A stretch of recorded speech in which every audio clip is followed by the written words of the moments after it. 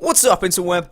RhyQuinn here, and welcome back to the GBA D-League Season 2 weekly recaps. We're in week number 2, and as always, I am joined by the one and only Shroomraver.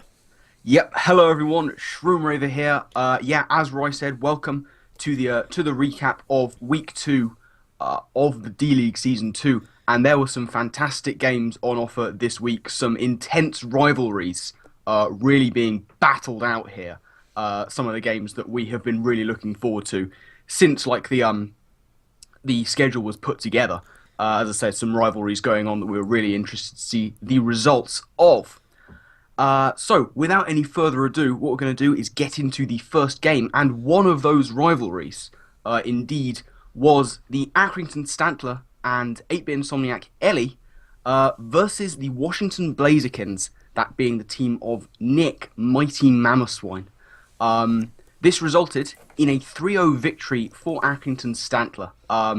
It was a very long and arduous game, it has to be said, especially towards the late game. But looking at the teams that our coaches brought, there was a very late decision from Ellie to bring Regirock to this game, which turned out to be a very nice decision. It was able to put in a fair amount of work against the massive threat that is Entei. We also saw on her team Scarfed Scizor, which is a very, very nice idea to outspeed a potential Alakazam on Nick's side. Speaking of decisions on Nick's side, he decided not to bring his mascot Mamoswine. Mamoswine is a massive threat. It destroys a lot of cores. But I think in this instance, it was a good decision not to bring it, because you're looking at an opponent who has two very potent offensive checks in the form of Scizor and Infernape, as well as the possibility of choosing from Mega Sableye or Vaporeon to do some nice defensive work against that Mamoswine. So, that was a good decision. Another one of those was Rindoberry Gastrodon. When he was sort of going over his team, Nick did mention the possibility of Grass Knot Infernape, which is actually something that Ellie ended up bringing. So Rindoberry Gastrodon with Mirror Coat was a very nice decision. Unfortunately, you were looking at a nasty plot Infernape, which added a lot of power to that Grass Knot. I thought that generally you had some nice team building from both, relatively evenly matched in terms of bulk and power.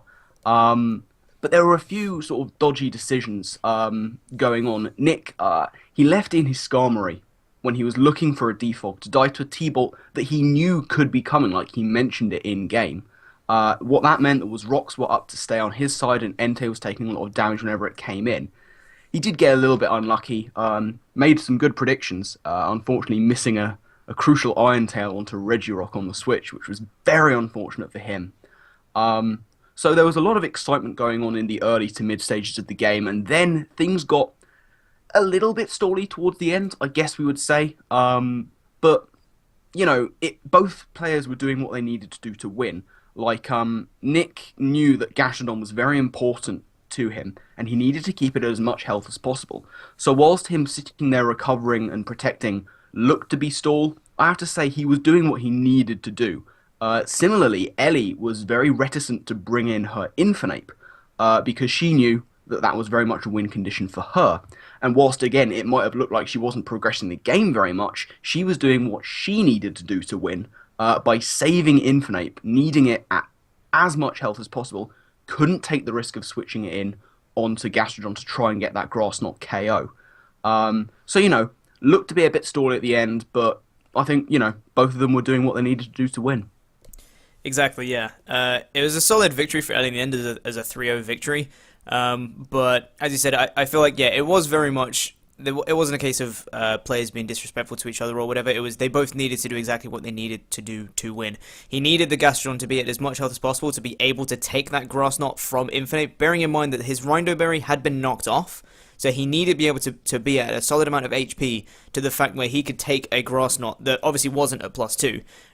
But he needed his Gastrodon at enough HP to be able to take that Grass Knot from Infinite. So while he was just gradually wearing down the attempted Regirock and Florges and things like that, just with Scalds while recovering up and protecting. And the reason, by the way, he was protecting was to save PP on recover while things got worn down with burn damage because of Scald burns. So he was just doing what he needed to do to try and wear down his opponent while keeping his Gastrodon healthy. And at the same time, Ellie didn't want to bring in Infinite because that's an extremely risky switch. When Gastrodon's dual stabs both hit Infinite super effectively. So it definitely wasn't a safe switch in. So she needed to just sack something off. But at the same time, she was trying to keep Hermons as well. While with Drain Punch, Regirock, and Synthesis Florges, Hermons were staying healthy too. So again, they were both doing what they had to do to win, which what the battle dictated was exactly what happened. But during the game, though, before it got to that little ending section, I think it was a very solid game. As he said, a couple of questionable plays, leaving in the Skarm when he knew a T-Bot could be coming was a little bit, maybe it could have been better. I think he just kind of wanted that defog a little too much, and maybe could have saved it for another time. But the Rhino Berry, Ellie was very aware of it, and played around it very well, I thought. When she had a +2 Infinite pin against the Gastrodon, but opting to switch out when she could have gone for Grass Knot, which would not have taken out the Gastrodon.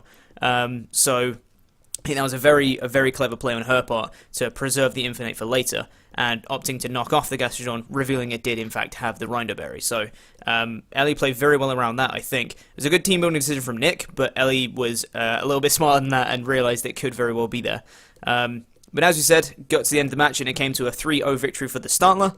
So Ellie picking up her first win in the season, and Mighty Mammothswain proceeding to have 2 losses in a row. But with that said, we shall move on to the second game, and another match that we could not wait to see from the start of the season, that being the Bouffalant Bills and McCarty versus the San Francisco Arcaniners and Septile MC, or George. And this was actually a 4-0 victory for the Arcaniners, and this match was an incredible match. There's looking at the initial team matchup and the way the teams were built, I think there was some very solid team prep on both sides of this. The fact that McCartney wanted to bring an offensive Trick Room Slowbro was very nice. He identified Landorus Incarnate as a very big threat, and prepped a lot for it. Had a lot of ice coverage on his entire team to be able to take down that Landorus Incarnate. But when it actually came to the match, there was a couple of oversights by Will a little bit in this match. He was half aware of the fact that Landorus Incarnate actually gets Grass Knot, but he didn't really act upon it, and he opted to stay in with his Hippowdon against the Landorus Incarnate, and it just got one-shotted straight up, and he lost his Hippowdon. And then after that, we get into the real fun stuff, as he's in with his Umbreon, which is designed to wall Goodra. And Goodra was going for Draco, didn't do too much, and he was like, I can take another Draco, that's fine.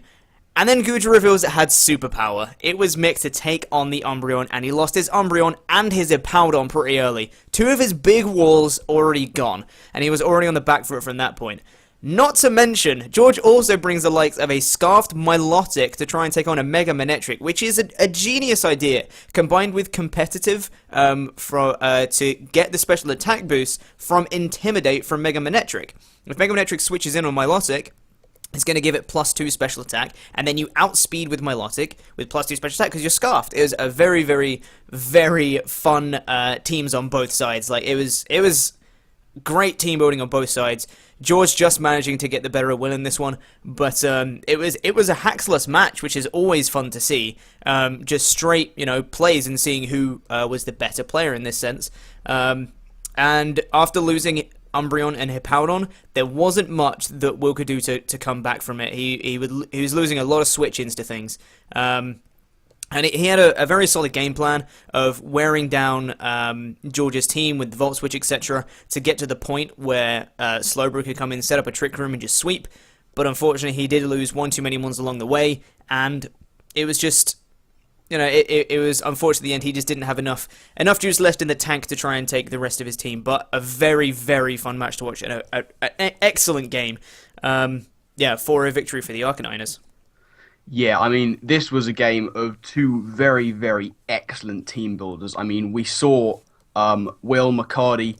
He built excellently last week as well. He was really looking into very specific damage counts, and he was doing the same here. As Ryan mentioned, isolating Lando Eye as a threat. He had ways to take down as many possible sets as possible. He had so many ideas of ways to take that down.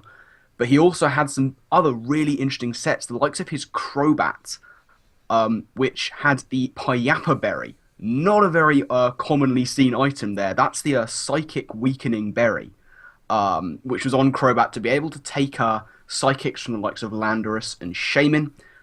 He also had enough speed to outspeed the Arcaniners' entire team, as indeed he did on two other Mons. So he was prepared to outspeed the Arcaniners. He also had enough attack investment to be able to take down Landorus from around 50% with the Crobat, which is why he was packing Super Fang to take it down to that initial 50%.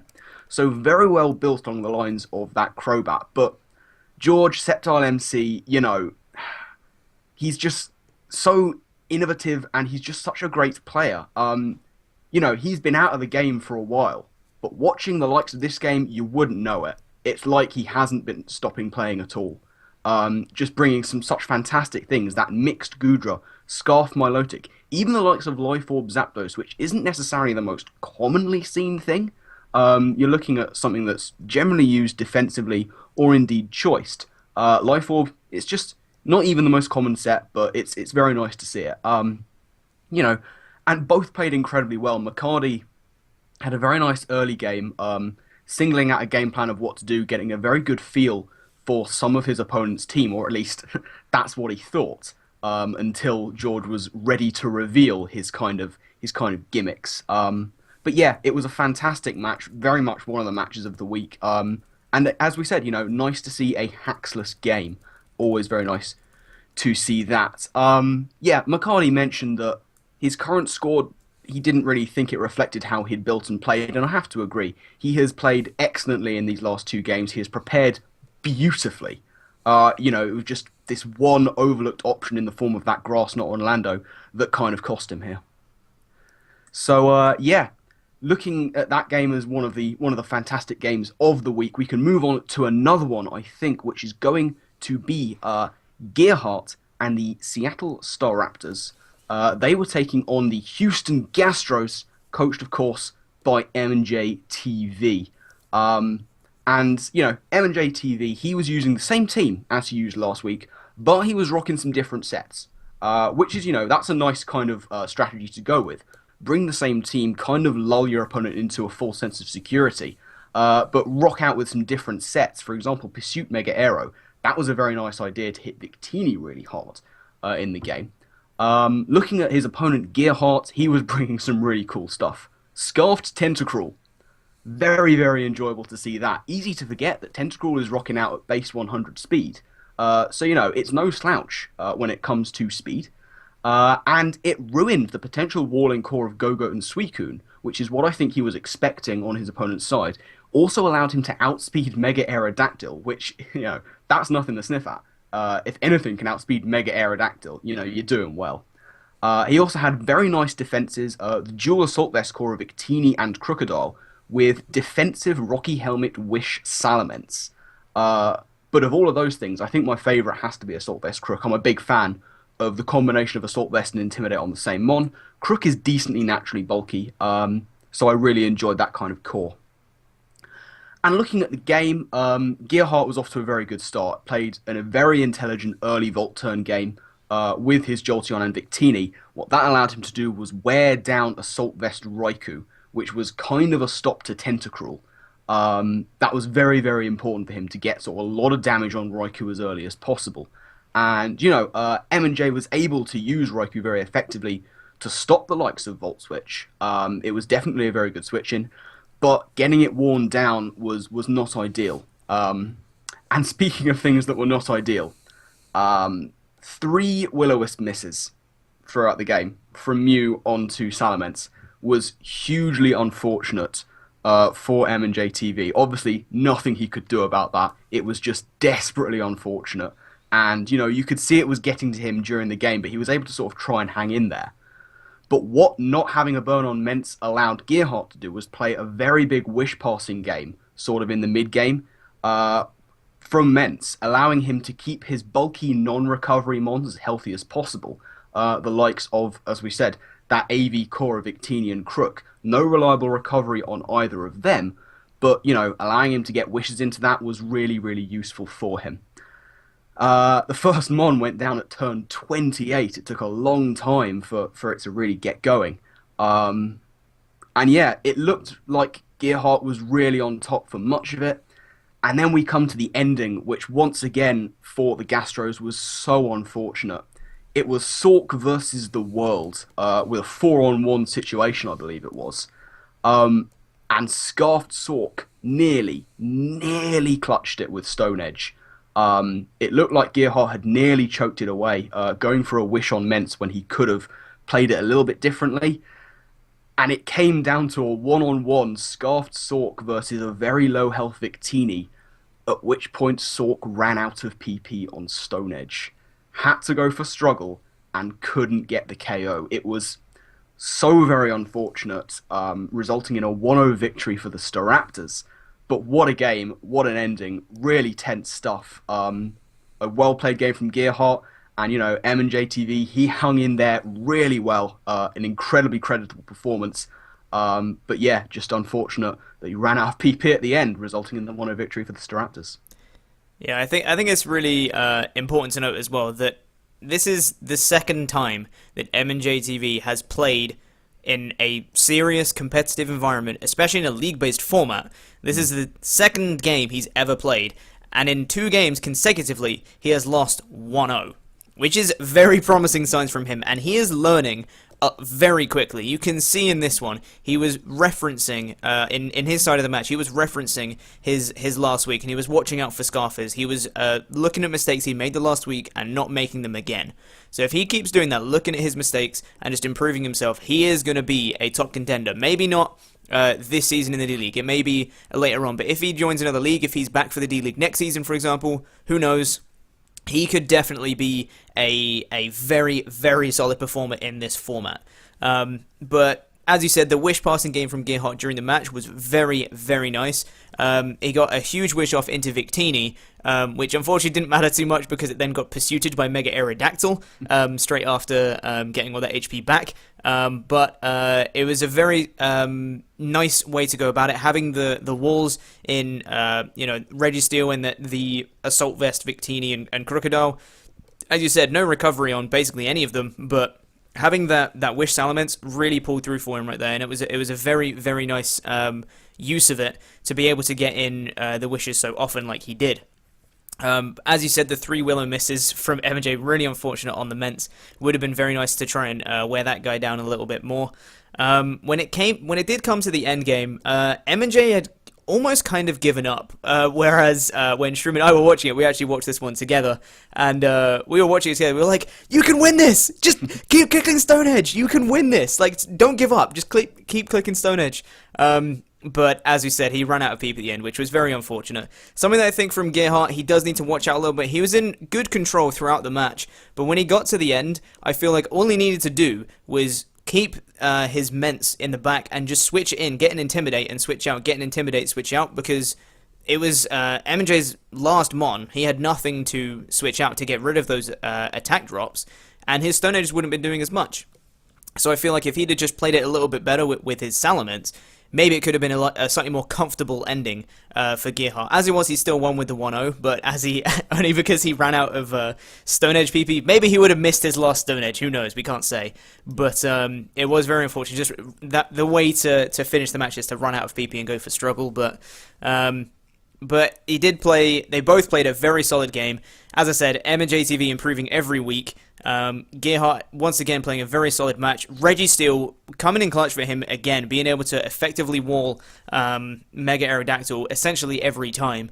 Did play a very, very good game, but he does just need to watch out, I think, for his end game, just to be aware not to, because as you said, he almost choked the game away. So he just needs to be very careful not to do that in the future. But a 1-0 victory for the Starraptors. We're going to move on to the 4th and final game from this week, that being the Miami Dolphinians, coached by Hardytack, taking on the New York Shelmets, coached by Super Gassy. Now, this was a very, very interesting match, but it did actually result in a 5-0 victory for the Shelmets over the Dolphinians. So once again, the Dolphinians losing 5-0, but that doesn't quite tell the whole story of this match. So It was very interesting from a team building perspective.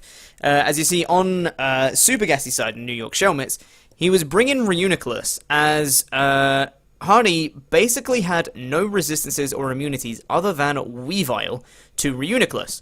So he had Calm Mind, Recover, Psychic, with a Colbur Berry to try and, tank Dark hits a little bit better, and Drain Punch. He had a very, very interesting set on Reuniclus, specifically for that Weavile, to be able to take a knockoff, Drain Punch, and knock it out.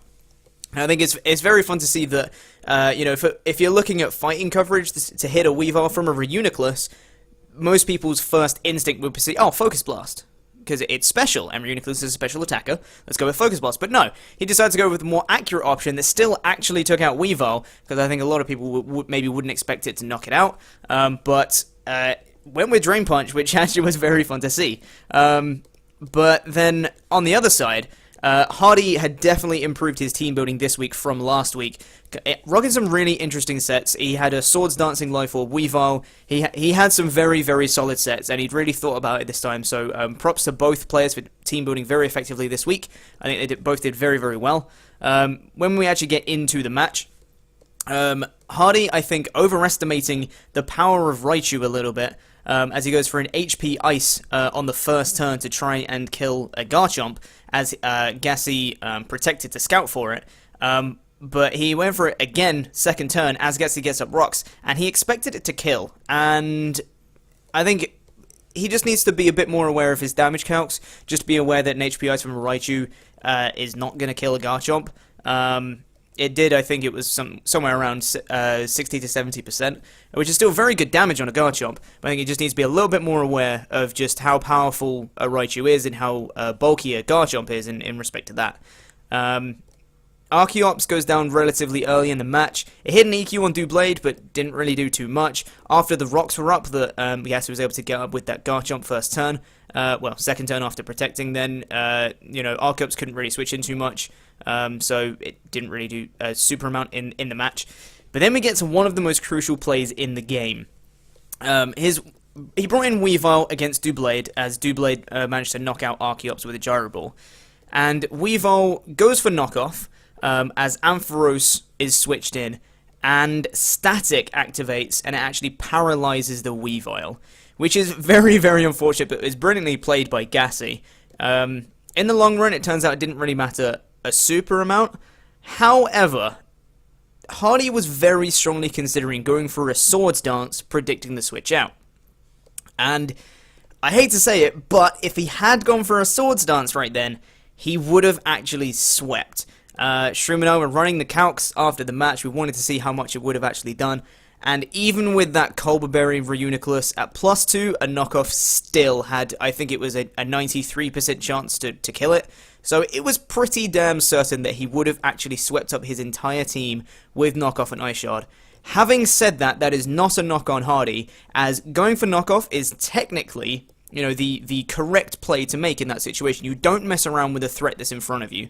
And going for knockoff was the best play in that situation, as Swords Dance, I think, would have been unnecessarily risky.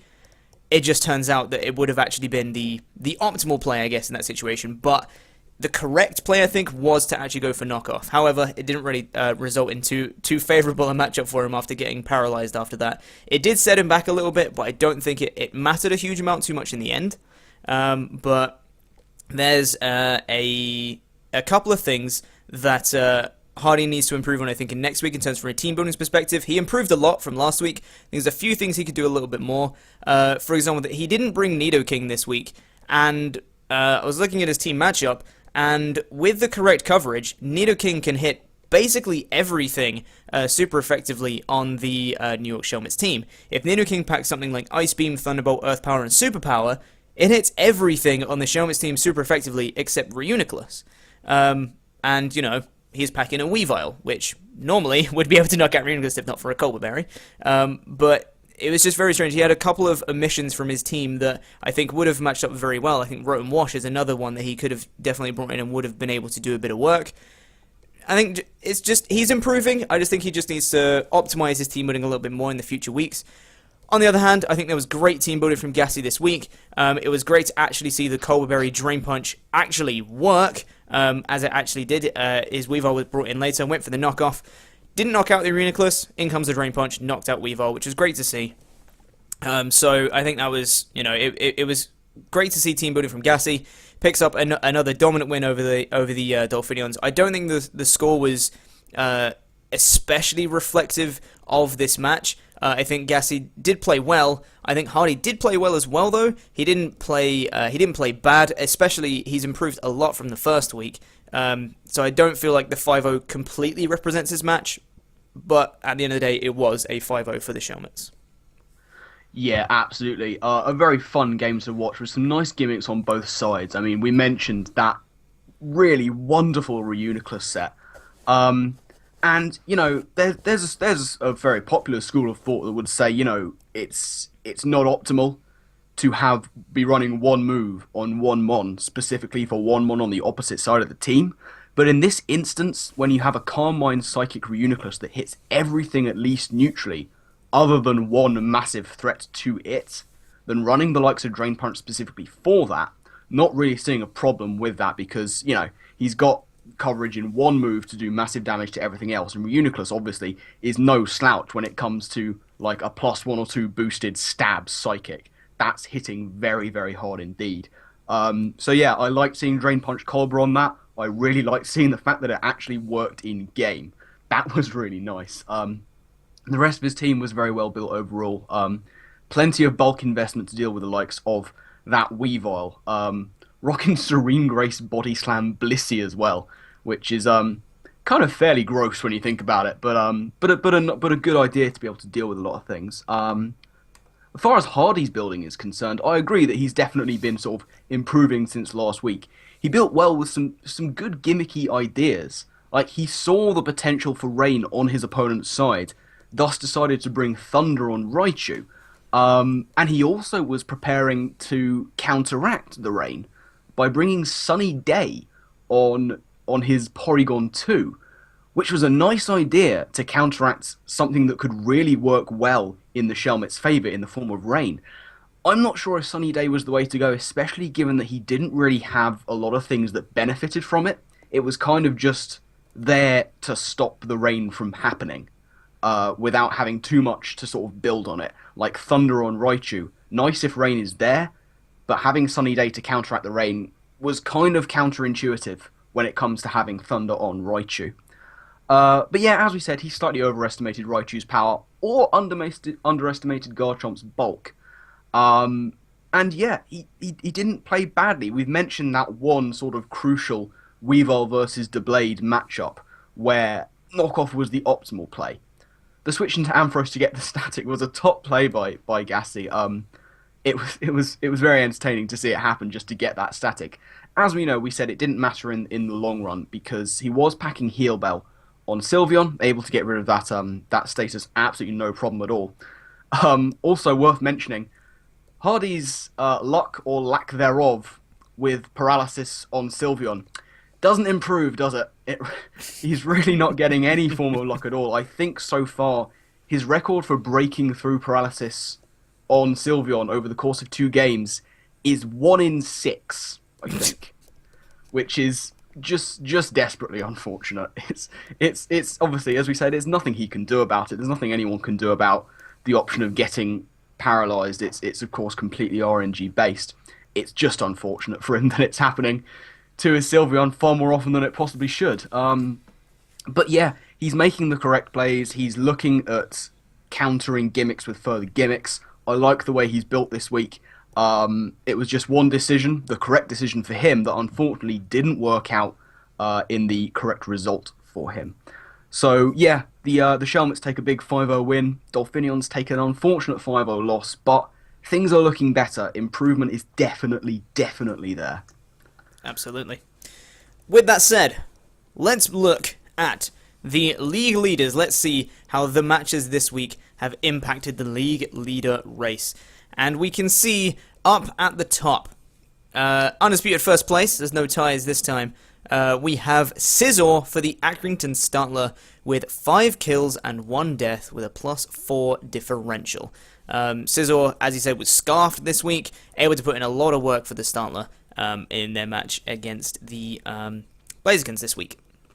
And in second place, we have Zapdos for the San Francisco Arcaniners with 4 kills, 0 deaths, and obviously in the first week it was scarfed and able to be the only mon remaining in his first match against the Gastros, and this week Zapdos came in clutch again with that Life Orb set, being able to pick up a kill and not die this match either, staying with a +4 differential, which is very nice to see.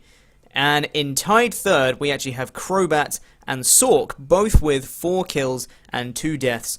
Crobat for the Buffalo Bills and Sork for the Houston Gastros.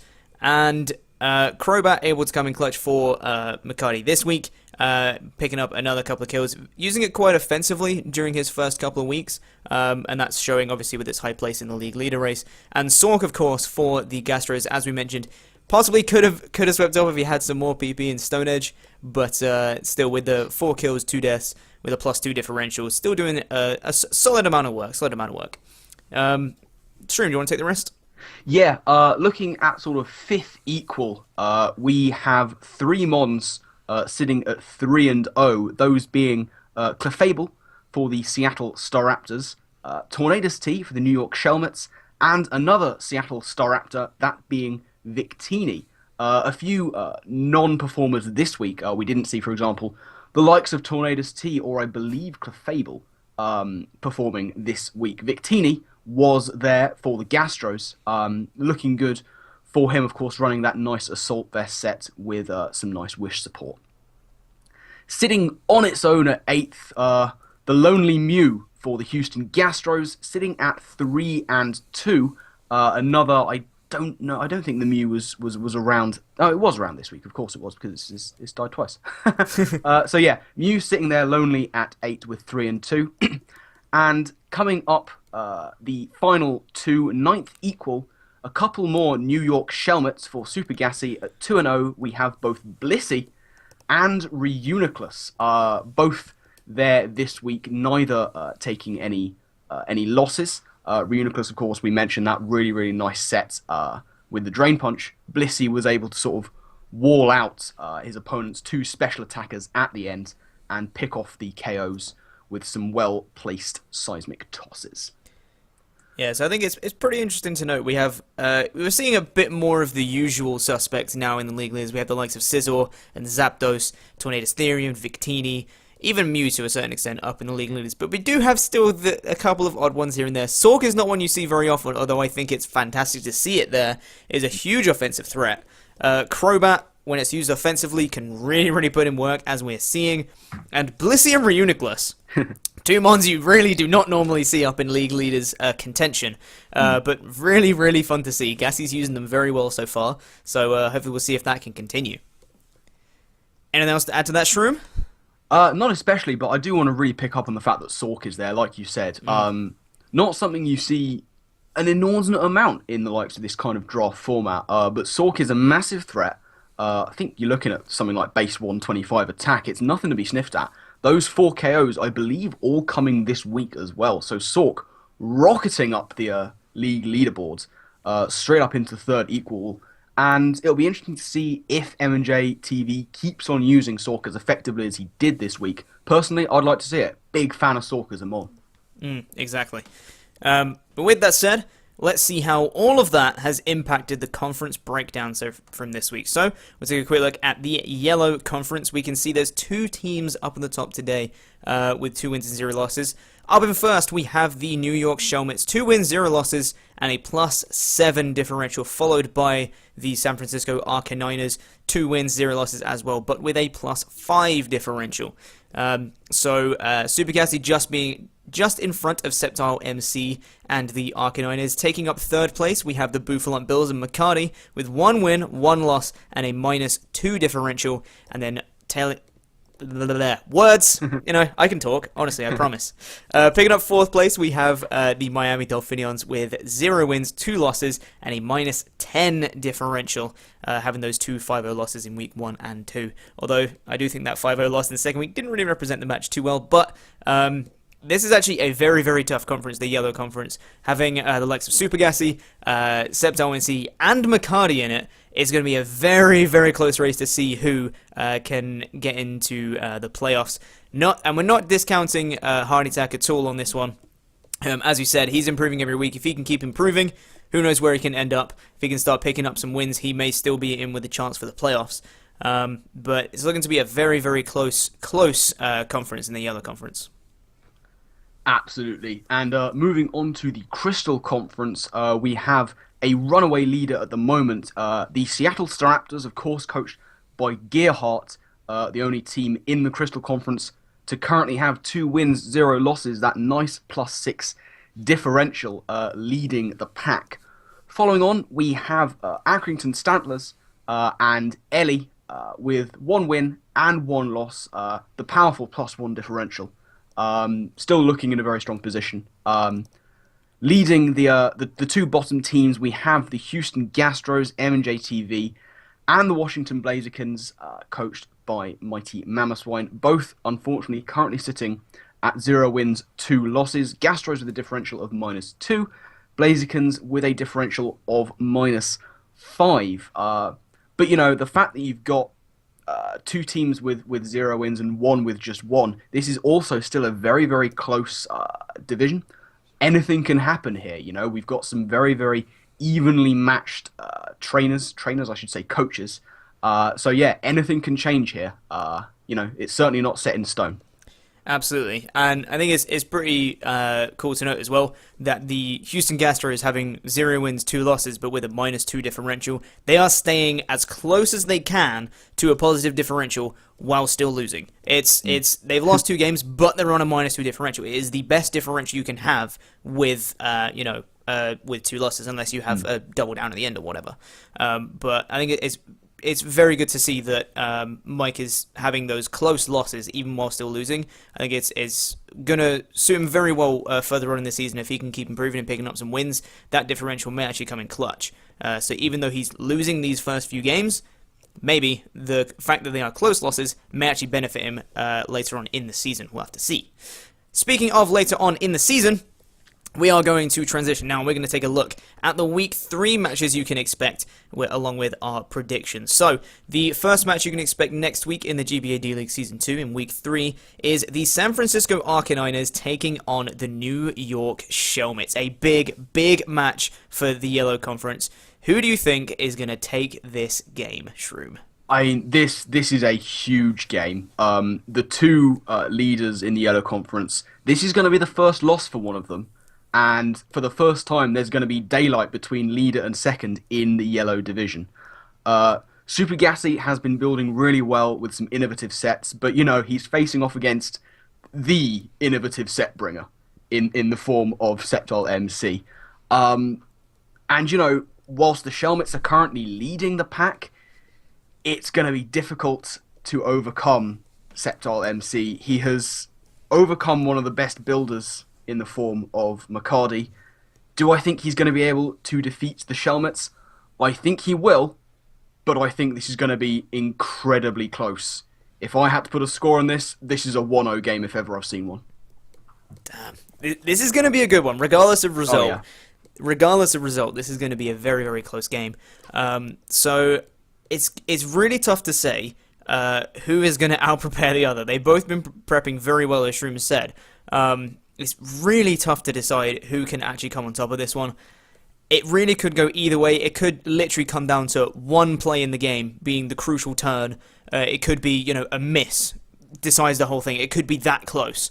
I think whichever result we decide, it could completely be the other one. I think I'm going to go with the Arcaniners, again, winning by not much. 1-0, 2-0 maybe. I don't think it's going to be a big win at all, but I do think the Arcaniners will be able to come out on top for that match. Maybe. Perhaps. Potentially. Who knows? Nice and decisive. I know. It's good we're actually really good at making predictions. Oh, yeah, absolutely. Yeah. So, the second game of Week 3, we're going to see McCarty's Boufflant Bills taking on the Miami Dolphinians and Hardy. So, what do we think of this one, Roy? Who's taking this game? This is a tough one to call, again. Simply because we have one of the best builders in the league, that being McCarty and the Buffalo Bills, and we have a guy who's improving week on week, that being Hardy Tag. Looking at a team matchup, it's going to be very difficult for Hardy to overcome something like a Mold Breaker Excadrill. That does a lot of work on his team, especially if it's maybe Scarfed. Or maybe, well, I would say Sand Rush, but then it wouldn't have the Mold Breaker. It's tough to say. Either way, Excadrill does a big number on the Dolphinians team, being able to hit a hell of a lot of things super effectively, being an extremely powerful one in its own right. So I feel like he can do a lot of work against Dolphinians. He's going to have to prep very well to try and take on their Excadrill.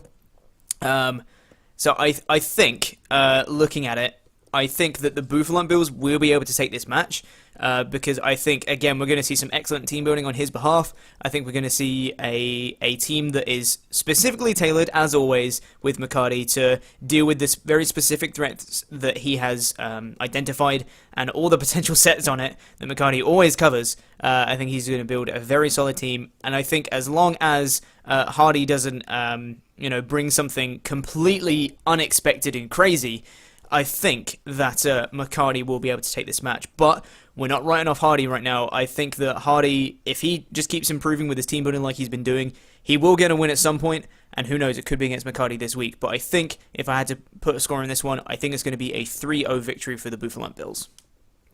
Very interesting. It's interesting to note that Hardy, this week just gone, was kind of prepared for weather. And the Buffalo Bills have that Hippowdon Excadrill pairing, which is one of the most deadly weather pairings that you can have. So, he's got weather in mind when he's been building these teams. And something I'd like to point out here, the sort of really bulky stuff on the Buffalo Bills squad, you're looking at the likes of Umbreon and Slowbro as two of the things. You know who puts in work against both of them? Dare I say Butterfree? Dare I say it? Is it the time? It very well could be. Butterfree? I mean, it's no lie that these are the kind of things we want to see. We want to see Butterfree do work, Obviously one of the more contentious draft picks from Hardy. But I can see it doing some decent work, because he's also got things like Azelf, who doesn't want to take a Bug Buzz. Even Hariyama might not want to take an Air Slash, I guess. Maybe. Does he even get Air Slash? I don't know. I can't remember. Hurricane, maybe? I don't know. The big hidden power flying. Yes, of course. The stab. But yeah, there is potential for the Dolphinians to cause an upset here. He's got a fair amount of mons that can put in decent work against the Buffalo Bills' walling cause. Not only Butterfree. He's got some very powerful attackers with decent coverage. The likes of Nidoking, especially, of course, Mega Medicham against that Umbreon, could be putting in a decent amount of work. I think Crobat is going to be very crucial for the Bills in this game. I do think the Bills will take it. Possibly a sort of 2-3-0 I'm looking at there. But once again, we are not writing off Hardy. He has shown that he can be prepared for weather. He has shown he can be prepared for a bunch of threats. So, yeah, we're not writing him off, but it's going to be an upset if he pulls it off, I think. Yeah, I think so. So, next match is the Accrington Stantler taking on the Seattle Starraptors. Another huge match for the Crystal Conference. Who do you have going into this one? Yeah, this is going to be really interesting. This makes the Crystal Division either incredibly close at the top or puts a massive gap between first and second, especially looking at the next game, which of course we're going to get onto in a little bit. Starraptors, they will want to be continuing their perfect winning streak. But Ellie is a very canny team builder. She's got a lot of powerful threats, but she's going up against a team that has some very, very powerful cores. The likes of Clefable and Regisil form some very, very potent defensive cores. He's also got a lot of Intimidate users. You're looking at the likes of Ment and Crocodile. I say a lot of Intimidate users, I mean 2. But it's still a decent core of Intimidate. Yeah, it's going to be tough for Ellie to be able to break down the Starraptors, but she has a lot of power of her own. Is she going to be able to do it? I don't know. She's got the right mons to take down those defensive threats on the Starraptors side. Is she going to be able to do it? I don't know. This is going to be another very close one. And I think I'm going to have to go with the Starraptors on this one. It's going to be close. I'm putting it at a 1 or 2-0 this time. But if ever I was going to be wrong about a result, it's going to be this one because you can't prepare for all the things Ellie's going to do. She brings gimmicks. She brings them well. So I'm going to go with the Starraptors, but it's the one I'm least confident about. That's fair. I think one that can potentially come in clutch this next week, perhaps, when you're looking at that Registeel Clefable core that you were talking about, one that does actually do pretty well against that is actually Infernape, which may be a weird choice at first because, Registeel gets the likes of Earthquake, and Clefable can hit it pretty decently hard as Infernape is not very bulky at all. But with a little bit of prior damage, Infernape can hit, Registeel with its Stab Fire or Fighting Stab for super effective damage, and it does get access to Dunk Shot for the Clefable, which could put in a really decent amount of work against it. Obviously, it's not going to be OHKOing things all over the place, but it could really wear down that core, which could be very nice for Ellie to have this week. Aside from that, it's going to be tough, as you said, to try and break it down. The Infinite may help, but I'm not 100% sure on that. But the Starraptors do, as you said, have a very potent Intimidate core, which could potentially, neuter those threats such as Infinite, which brings a physical one, and the likes of Scizor and Regirock. It could really neuter those potential things that are trying to wear down Gearhart's team. So I think it's going to be real tough for Ellie, but if there is anyone that can do it, I think it is Ellie. So I think I'm actually going to go with the Stantler on this one. I think that Ellie's going to prep very well, and I think that she's going to possibly surprise Gearhart a little bit, and I think she's going to, she might... I'm already going back on what I've said. I'm thinking about it more, and the more I say it, I'm like, but maybe not. It's really tough to say. No, I'm going to stick with my guns, and I'm going to say the Stantler's going to win, but it is going to be close. I think it's going to be a 2-0 victory for the Stantler this week. Maybe. Perhaps. Interesting. We're still decisive, guys, honestly. We are. We can make decisions, we promise.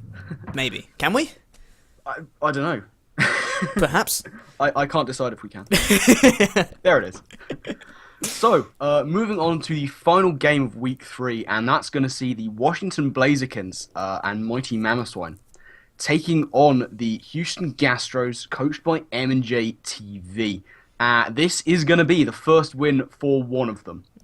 Someone's going to be sitting at 0-3, but someone's going to get their season off to a start. Who do we think it's going to be? This is very, very tough. As we've said already multiple times in this recap, M&J TV is improving every week, and it's only a matter of time before he does get a win.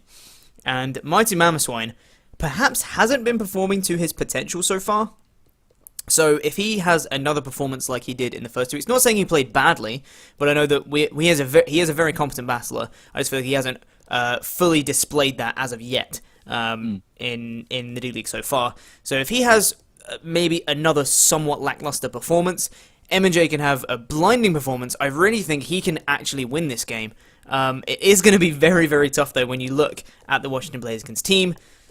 But with the right prep, with the right mons, I feel like Mike can actually have quote-unquote an upset here, but in my book it's not really an upset because I can see the potential in Mike and I really think he can do well. But, and especially considering he's already above Mighty Mamoswine in the table so far, it's not really an upset per se, but I think it would be considered an upset if he did actually win. But I actually think he can do it. It's going to be tough. But I think, with the right plays, I think that the Houston Gastros are actually going to win this match. I'm putting my faith in you, Mike. Don't let me down. But again, it's not going to be. I don't think it's going to be a convincing victory. I think it is just going to be 2-0 to the Gastros. There we go. I sound very convincing, don't I? Right, calling the 2-0 on the Gastros. Looking at the matchups, I think we're going to be able to see some things from the Blazakkins that we haven't seen before. I'm seeing that the likes of Alakazam can put in a real amount of work against the Gastros.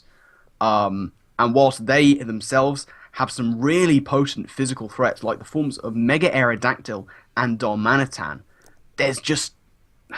Where are the switch-ins? it's going to be difficult. The Washington Blazakkins, they have the likes of Cofagrigus, for example, and those first two picks, Mega Venusaur, Skarmory, very potent walling core. I have to back the Blazakkins in this one. I think that Nick has the bulk to take on the Gastros offense. He's gonna have to get a little bit of luck. I think he's gonna have to use a couple of Mons incredibly effectively against those big heavy hitters on the physical side for the Gastros.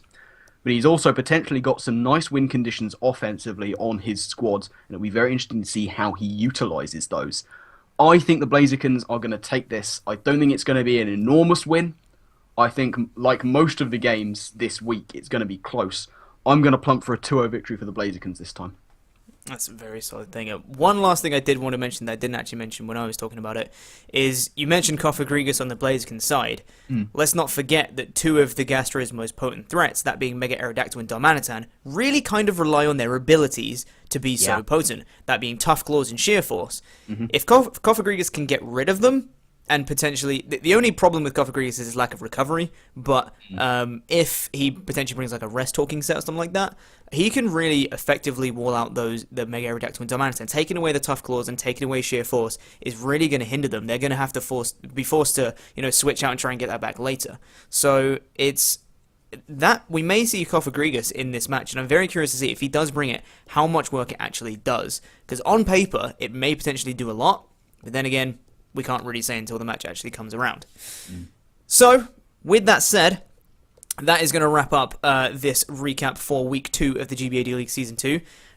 We shall see you guys next week for week number 3. Thank you very much for watching. I hope you guys are excited for this week's matches. And Shroom and I will see you next week for week number 3. So, I've been RhyQuinn, he's been Shroom, and you've been awesome. Thank you very much for watching. Bye-bye. Goodbye.